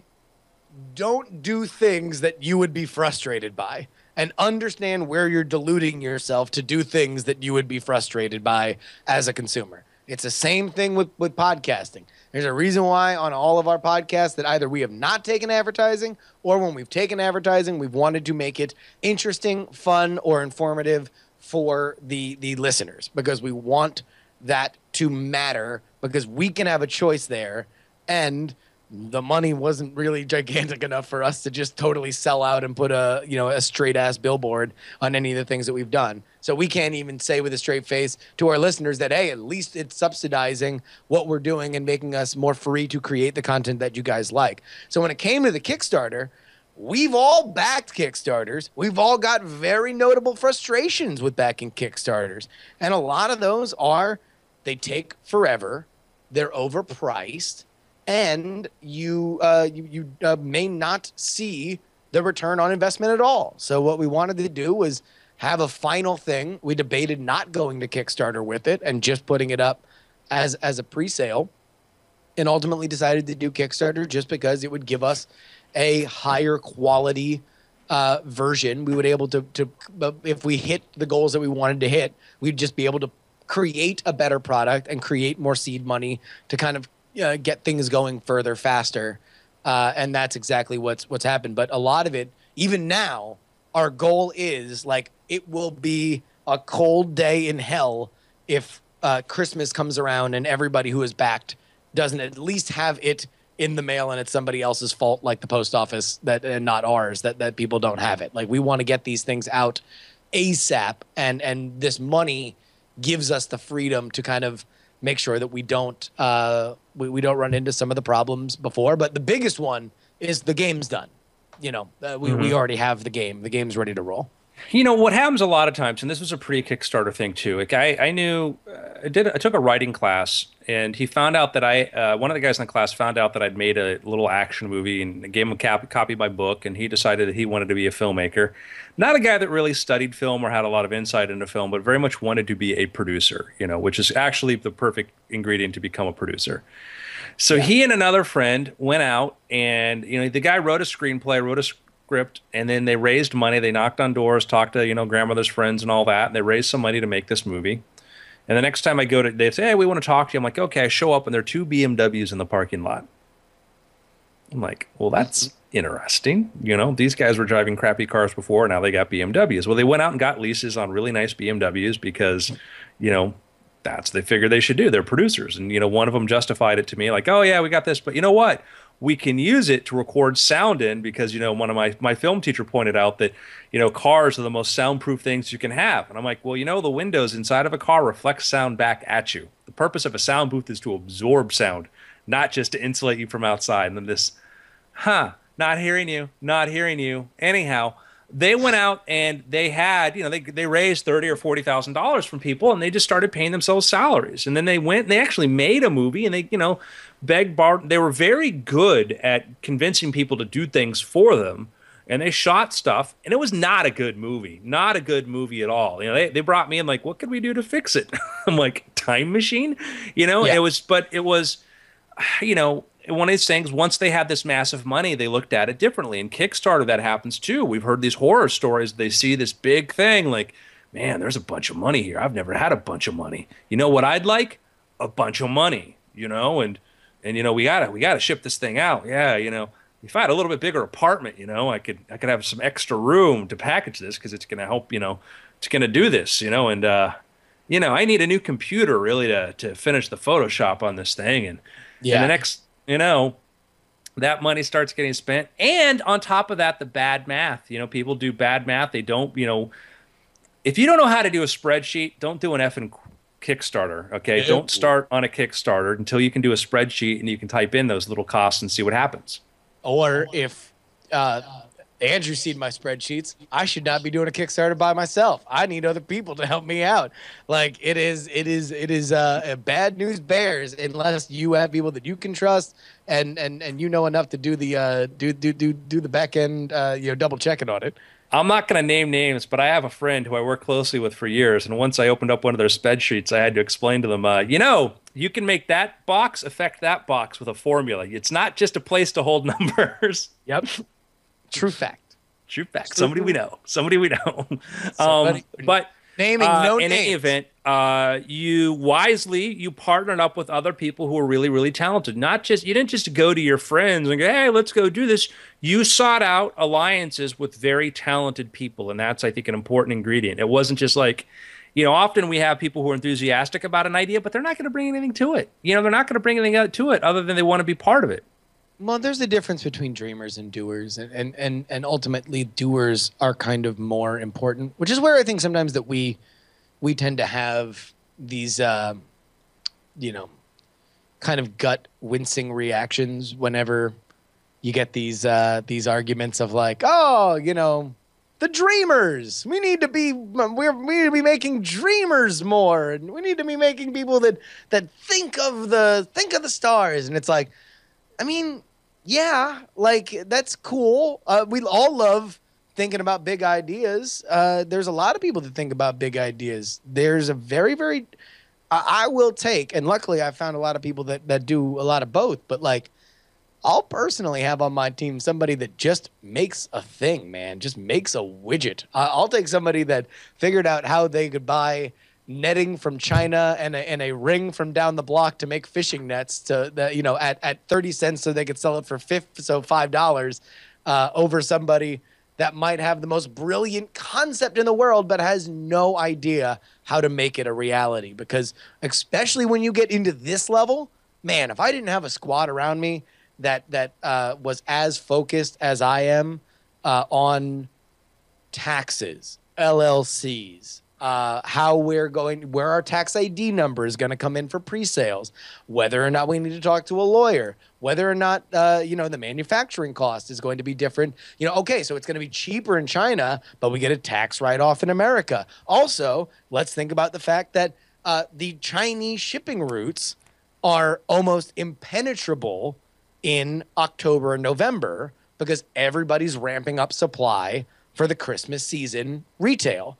So the idea that you're going to order from China and get it back on time might not be the same thing. Also, not all China is the same China, which is what makes China amazing. That it is this grab bag of like, okay, yes, maybe you got a ruby for 5 cents, but also maybe you got a ball of scorpions. Like, you have no idea. There's the problem you get too of you send away for a sample and they send you a sample, and Chinese factories are notorious for, they'll do a run and they'll send you the best one they have of that run, and that is not going to be evidence of how everything else is. And there have been massive improvements there. It used to be you never did playing cards in China because the quality wasn't there. I've seen Chinese playing cards that are fantastic. They're as good as anything I've seen out of U.S. playing card, who I think does, a great job. But but you need to know somebody who knows this. You got to know somebody who does this. And you see these Kickstarters like, oh yeah, we're sending our friend off there who knows somebody in China. And it's like, well, there's a billion people there. There's. Well, and that's the thing, is that China is factory by factory. There is no China. Like there is the people that know what they're doing, and that's what they're going to do. Now, the one thing that you do know about China is that it doesn't matter how the best manufacturers may or may not give a rat's ass to sell your design to somebody down the block, and they will make it, because that's just a thing that China doesn't have that America does. Like, and I'm not passing judgment. That just ain't their culture, and you just got to understand and deal with it. I have a special way a copyright protection method you can use here. Uh-huh. The Tiananmen Square bonus card. Yes, there we go. I would say that the Sun Fund very accurately points out, how could this have been done? Sorry, go ahead. What surprised you the most? The biggest surprise was how fast it happened and where it came from. The biggest thing that I learned is that if you look at the breakdown of where people backed this game, so much of it was through Kickstarter. Kickstarter is the ground zero for the tabletop revolution. And I don't just mean in terms of the fact that it is the method by which people make it happen. I mean that there is no other more reputable place with the same kind of cachet as Kickstarter for buying cool games. Like, Amazon's a mess. It's the gigantic. It is 1,000 points of light, but there is no cool branded element of Amazon that says, hey, here's where all the awesome games are. They're trying something, I think, to do that now. Maybe, and they should, because everything's listed there. There's no ThinkGeek for cards that just has a cachet that people would just go to, or has a cool mailing list that people go to. And again, this is not necessarily about whether or not they're listed. It's whether or not you trust them to do it, and whether or not you trust their selection.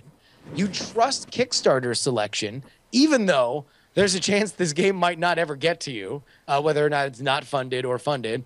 There's a chance that it might suck. There's a chance that it might take forever. People flock to the Kickstarter tabletop games section because there is a trust that the crowds have sorted out the coolest kinds of games, and that trusted designers go back to Kickstarter to put their new stuff. Wouldn't be shocked if Max Temkin does it. I know he's testing another game. Wouldn't be shocked if he goes back to Kickstarter. There's a Kickstarter running right now, Ultimate All Night Vampire, which is a meta game. It's from the same guy who did Ultimate All Night Werewolf. That basically, it's a meta game that while you're playing game night, you can be playing this other game where you're trying to find stuff. that right now has $340,000. It is amazing because they, this is a company that's done 4 games, and they come back because Kickstarter is the place to find this stuff. And I guess I hadn't wrapped my head around that. I hadn't wrapped my head around the fact that, like, this is just where right now, this is where people get discovered. This is where people look to buy games as if it were just the game section at Walmart. This is where they look to buy retail games, and it doesn't matter if it takes them 6 months or a year to get to them. This is where they trust to find the games they will like. I think that's a wonderful, point, is that, you want to go where people go, and there's a thriving ecosystem within Kickstarter for people. People have gone there to buy games before. The most successful games we can think of were bought there. When Kickstarter goes to promote and say, hey, you might like this, they probably have one of the largest databases there exists of who buys these games. And that's a critical thing. We've had, when we would do Magic products, one of the things we would do is we would often do deals with Penguin Magic. And Penguin is a giant, and Penguin is because they're the big, they're 800-pound gorilla. Not every other Magic retailer liked them, but one of the reasons that we dealt with them was that their mailing list. We knew that if we gave them an exclusive for a couple weeks, everybody would know that we had a trick out. It made more sense than advertising in a magazine. Sell your trick on Penguin. If they feature you, boom, everybody knows, and then you can sell a bunch of them. And so that's a thing to keep in mind, is that, a great idea is nice, but how do you get people to it? How do people know, to find you? And you can have things languish that will never get the opportunity to be seen by an audience because it just launched on the wrong platform. It just happens in, a vacuum. I'll tell you what, actually, we can pull in the other one half of this this entity. Ladies and gentlemen, John Teasdale joining me now in studio. Hello, everybody. Here, I'll scoot over a little bit more. Mr. Teasdale. Hi. Sir, it's a pleasure. Congratulations on one, being able to work with Justin. Yeah, I know he can be kind of a jerk. But yeah. two, No here we are in the final hours, and we'll kick off soon enough. So I think you're going to probably do a jury on that, right, Justin? Yeah, no, we're going to do a little live stream, to kind of bring this baby on home. But just an enormous success, and for our listeners right there, I'm looking at 2 people that worked very, very hard to put out a product that, how long did you guys meet?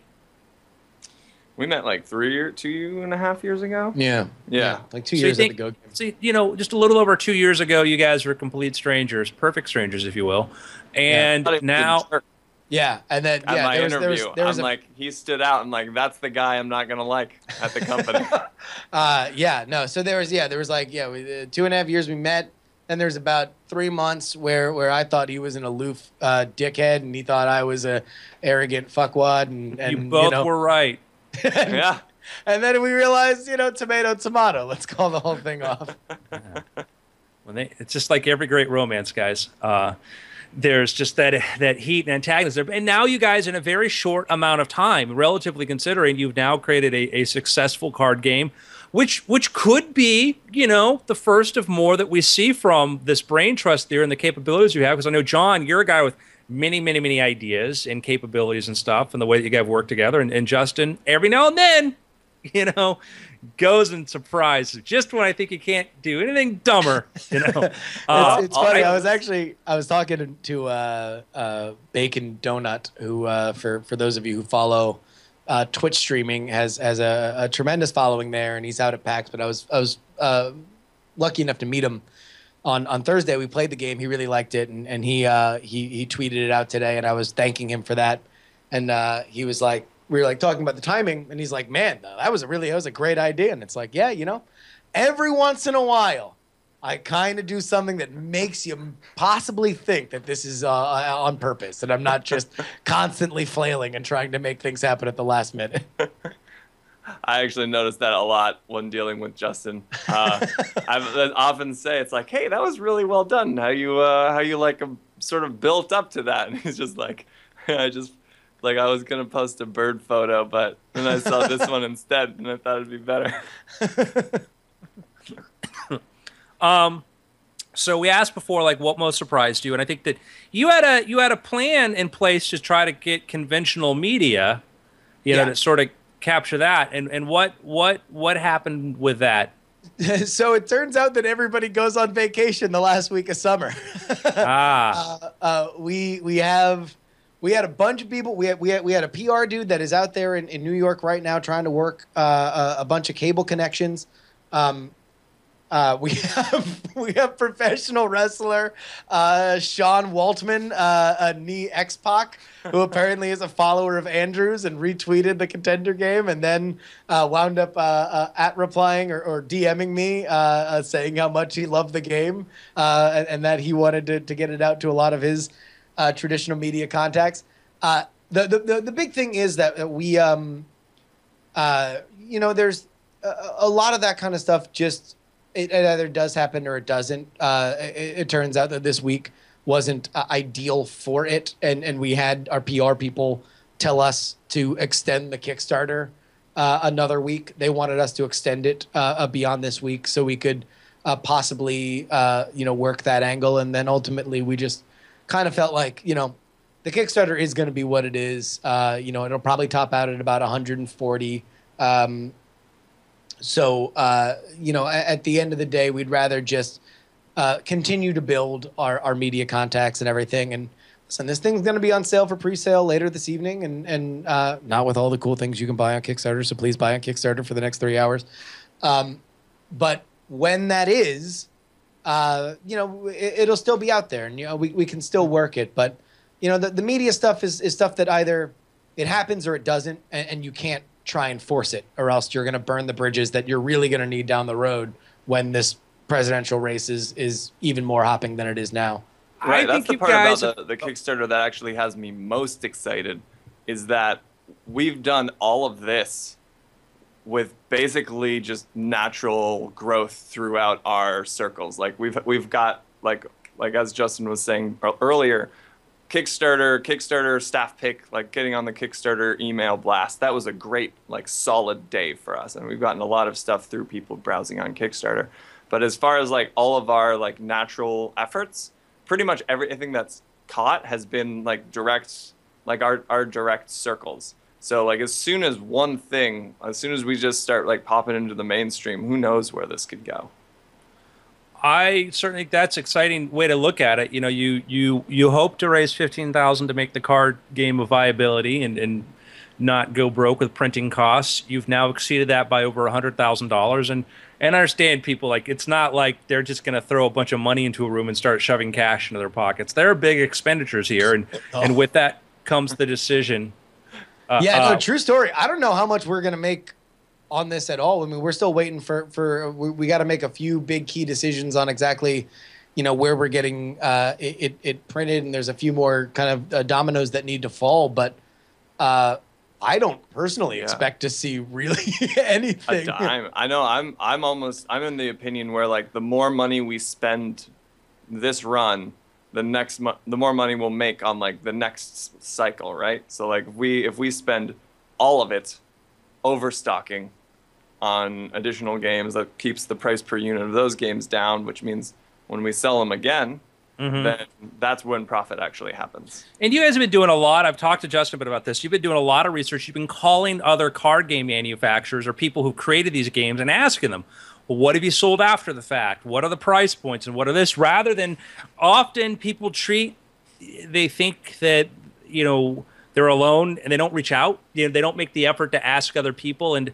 one of the important lessons Justin and I learned in coming up with Magic products and selling that was asking how many units are moving, how many people are selling stuff, what goes on there, what are the minimums, what are the maximums, and we're able to run a very lean business that I don't think we never lost money on a product. We may have had a lot of stuff sitting on a shelf, but it was paid for. but it may not have been a huge profit by asking. And you guys are doing that right now. You're reaching out to other people to get that information. That's invaluable. Well, I mean, to be honest, there's so much of what I know that I can bring to this process that just came learning it the hard way in a sweaty warehouse in Margate, Florida, man. Like, it's just, the fact that we know going into this what jobber rate is, what the specialty novelty market is, what kind of units we can expect to move. If let's say theoretically we're talking to somebody with connections at bookstores and CVS's, like what we can expect per unit, per location people would buy, and what's a crap deal, what's a decent deal, what's worth it to just get into their pipeline. Like there's a lot that I know now that is just invaluable, because it's not anything that like nobody talks about this. Like when it comes to Kickstarter stuff, all the most sophisticated advice is like, remember taxes. Well, actually, that's it. As far as board games are concerned, Stonemeister Games, who made the Viniculture, I think how you pronounce it. It's a winemaking game. The guy, he recently just put out a book of like the start to finish how to turn your Kickstarter into a company sort of thing. Which is very, very interesting. I've started reading it, and I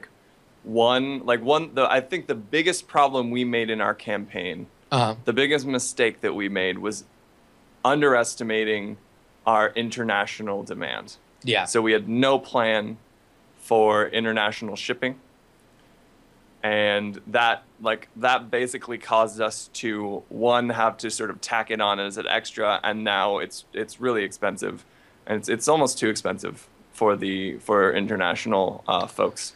Whereas, well, we had to make a decision, and we never really did, because there wasn't really a great option for the larger packages, the ones that are going to effectively be in 2 shipments. Everybody who gets, I think, the presidential package and above, which is the 2016 expansion and the collector's edition, which is going to come with pins and buttons and signed stuff.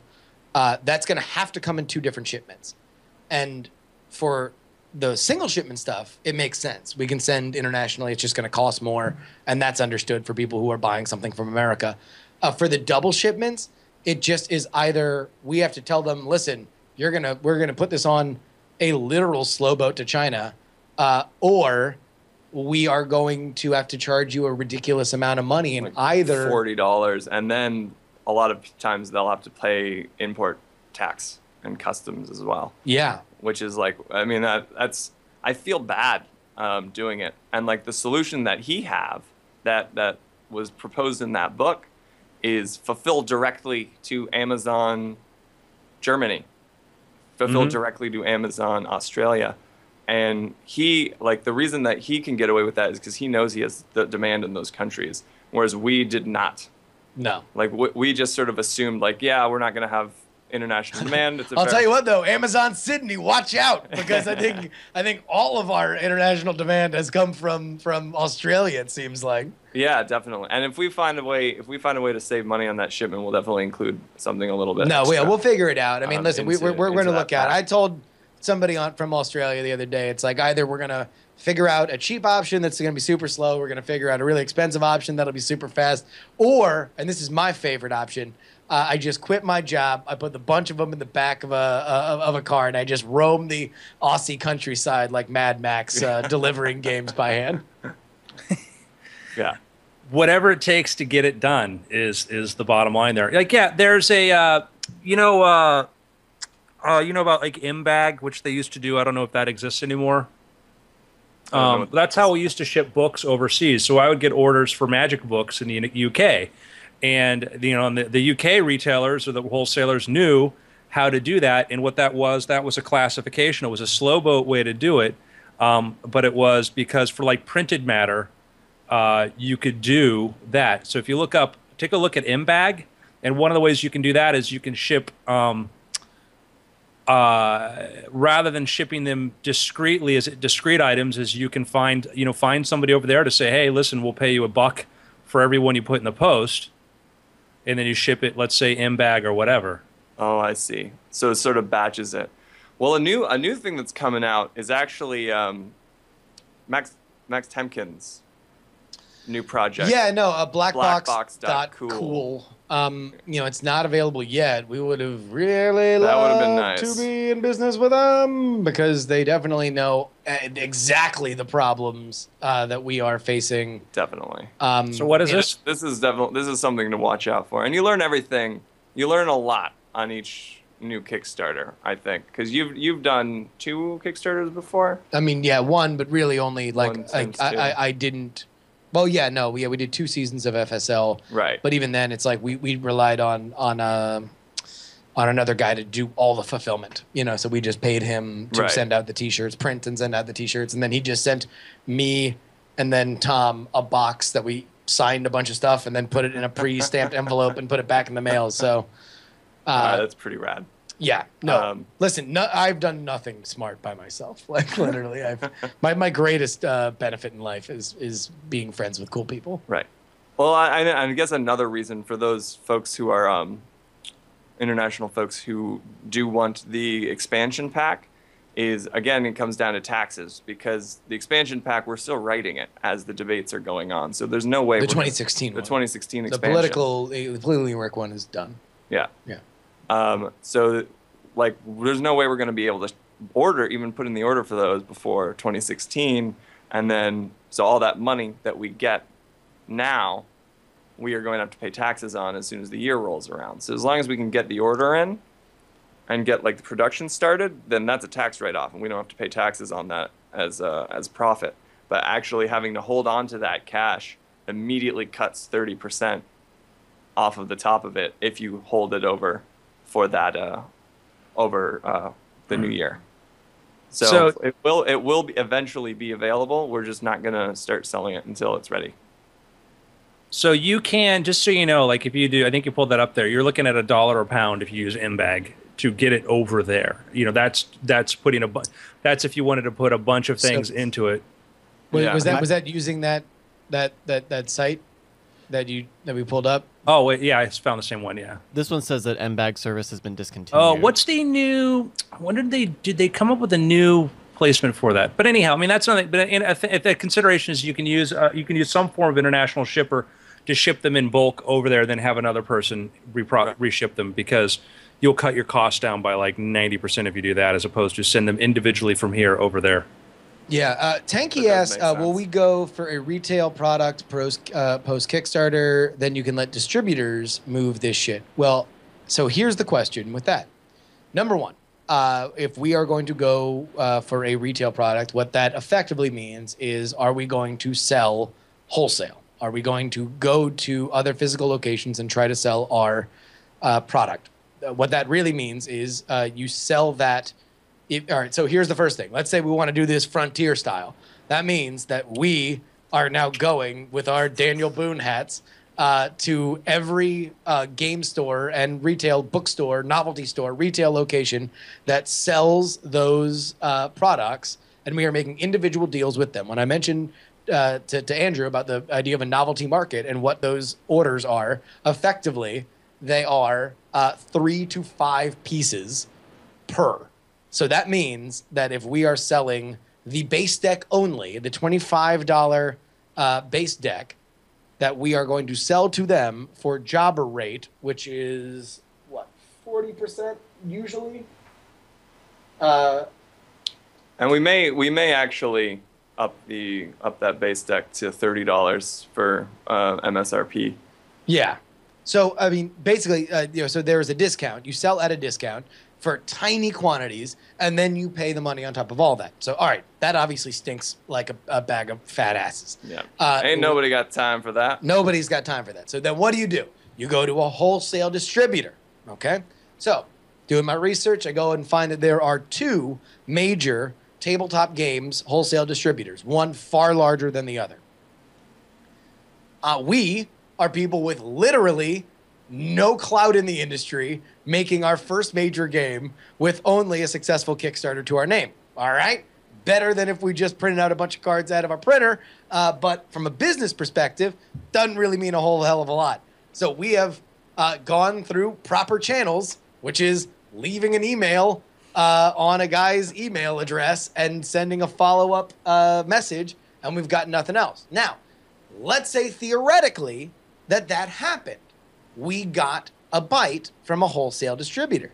Even then, unless the order number is large enough for us to really make it worth our while, it doesn't necessarily make sense for us to do it unless we're just, let's say it's not really a great financial thing for us.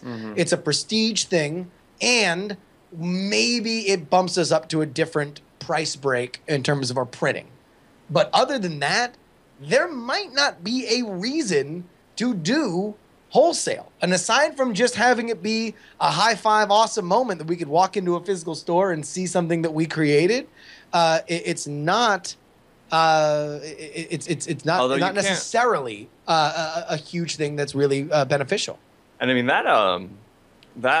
that sort of feeling as far as walking in and seeing something that you created, like that's the kind of, I mean, how advertising works, as far as I know how advertising works, is that you don't see an advertisement and buy something. You see something like 50 times, and then on the 50th time you're like, okay, yeah, sure. So just having it like around on shelves in like bookstores, and just so that people see it, and then you go to somebody's house and it's like there, and you're like, oh dang, I've seen this everywhere. What is this? Like I think that is oh no, and like, also that factors in to the value proposition, but at the same time. So here's another element of it.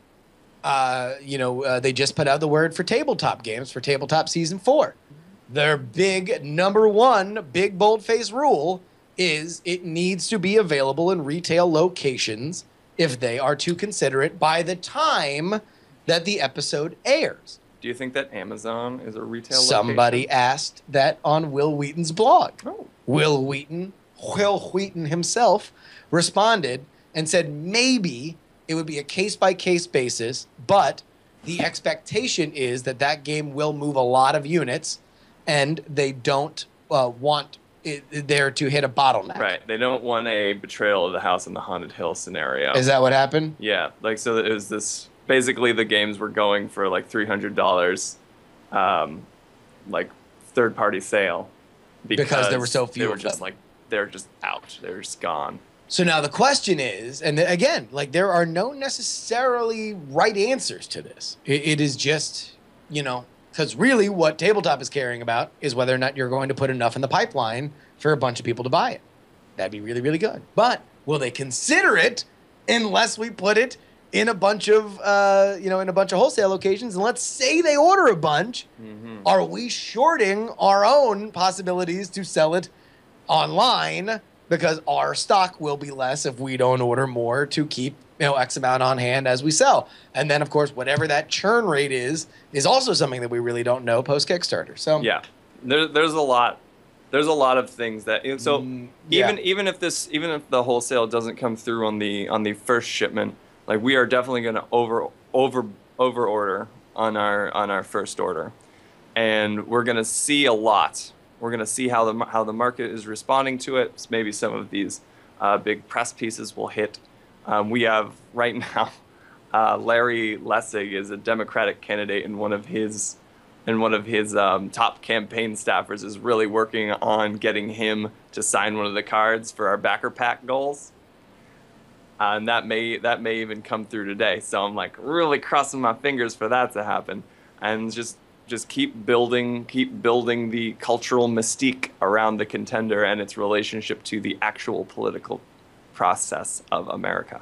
Also, guys, I don't want to freak everybody out too much, but we've just gotten word that we will be on the front page of Syracuse University's independent student newspaper, the Daily Orange, tomorrow. So, don't drop your panties all at once. Yeah, they've got some very questionable alumni there. So, all right, throw an idea out for you. One of your biggest, bestest ways to promote is going to be when people actually play the game, right? Right? They're playing the game. Yeah. How expensive is it to put like 2 or 3 extra cards that are like, hey, like this game? Here's follow this link. Buy it for Negligible. $0. Basically, like a single card is like the difference in prices at the scales we're talking about is like dirt small. Like 5, like I'd say like throw like 5 cards or something because people get it like, oh, they'll get them like, why do I have 5 of these? And they'll be playing a game. People are like, oh, this is really fun. They'll go like, oh, here you go. Like sort of business cards inside. Yeah, our cards. Yeah, it's just a card just to say, hey, like little cards that say where to go buy the game. Yeah, no, that's great. And like you notice Cards Against Humanity, when you open up the box, it has the website printed on the wall of the bottom of the box too. So it's just always there. Like it's that's just cool. But I'm just thinking like, how do you take advantage when people are playing it and digging it, that don't own it, and then because you have a group of people playing this all around there, and then it can be like, oh, here, take this, So it's the best promotion is word of mouth. It is word of mouth, and we live in a society right now where they can be like, this is great, click, click, click, click, and then have it the next day. So I think just keep our presence, keep our online presence very active and very, very present. We'll definitely talk about including things. I think that space would be better used with blank cards that people can write in and like fun things like that. Like the game itself is gonna be like crazy idea following the success of the Star Wars game. The Topps trading card game playing is hey, go to this URL, get a free card on your phone. You can use it any time during play. Totally legal. Oh, dude, that's awesome. All right, well, we have 2 hours left to go, and I'm going to take a shower before we go into our final hour of live stream for this. We have 17 collector's editions left. I would love to move those 17. So there we go. Hey, Mr. Teasdale, thank you for joining us. Congratulations to you both. Happy to be here. Been after. Good shows, gentlemen. Yeah. Yeah. Yeah. Hey, thank you everybody who's watching the live stream for watching the live stream live as we stream it. We will be we need to figure out what's going on next week because Dragon Con is happening. Yeah. But we'll Dragon Con plus wedding plus Night Attack is on Sunday too. Yeah, I think that's we'll figure it out and let you guys know on Twitter or something. Yeah. But for now, all right, titles. This one, what it say? Contender countdown. Okay. Sure. First episode. I put I wrote down say your prayers, Varmint. Yeah. By the way, I think the Dio is gonna do this front page story, and I'm almost positive that I gave her a quote that was like, "Make this the headline: Newhouse did nothing for me." I think I might be getting old. That my anarchist streak to Newhouse is now kind of making me a little bit nervous. But fuck it. It's like the Max Landis interview. He's like, "Oh man, I realized I just talked about myself. Could you please make the headline? I asked Max Landis to talk about himself." Yeah. They didn't. They never. They won't do that. They go, "Ooh, this is a great ending to Yeah. Well, I think if anything, it'll just be me shoving my foot in my mouth, and although none of it's not true, but that's never a great excuse. Although hopefully that doesn't scuttle this other deal that we're doing. Anyway, fun times. Taking my personal vendetta against the SI Newhouse School of Public Communications. Whatever. They got their money, bloodsuckers.